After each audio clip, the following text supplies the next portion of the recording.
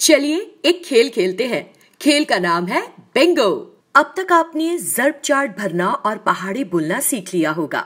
आइए आज हम इसी की बुनियाद पर एक खेल खेलें। ये खेल 2 ता 10 खिलाड़ियों के साथ खेला जा सकता है। इस खेल को खेलने के लिए आपको इन चीजों की जरूरत होगी। एक पुर किया हुआ ज़र्ब का चार्ट, 100 पर्चियों के 2 सेट, 2 दरमियानी साइज के बैग या बॉक्स जिनमें से एक को डील बैग और दूसरे को बिंगो बैग कहा जाएगा। पर्चियां बनाने के लिए क्या करना होगा? कागज के 100 छोटे टुकड़ों के सेट काटें और टुकड़ों पर ज़र्ब चार्ट के तमाम आदाद लिखें। अगर अदद 12 चार्ट में 4 बार दिखाई दे रहा है तो अदद 12 की 4 पर्चियां बनाएं। क्योंकि अदद एक चार्ट में दिखाई नहीं देगा, इसलिए अदद 11 की एक भी पर्ची नहीं बनेगी। यानी जो अदद चार्ट में नहीं है उसकी पर्ची भी नहीं बनेगी। कागज के हर एक टुकड़े को मोड़ें और पर्चियों का एक सेट डील बैग में और दूसरा सेट बिंगो बैग में रखें। खेल की शुरुआत ऐसे करें कि हर खिलाड़ी बगैर देखे डील बैग में से 10 पर्चियां निकाल ले। एक भरा हुआ ज़र्ब चार्ट खिलाड़ियों के सामने रखें। एक खिलाड़ी बिंगो बैग में से एक पर्ची निकाले और उस पर लिखा अदद पढ़े।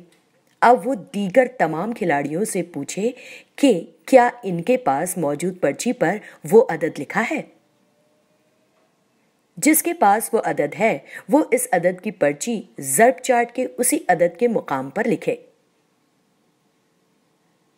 आप देखेंगे कि चार्ट पर पर्ची रखने की जगह ज्यादातर एक से जायद मर्तबा होती है। इस तरह एक खिलाड़ी बिंगो बैग में से पर्ची उठाकर सबको बताएगा और हर एक खिलाड़ी अदद के मुताबिक ज़र्ब चार्ट में उस अदद को रखता जाएगा। इस तरह खेल चलता।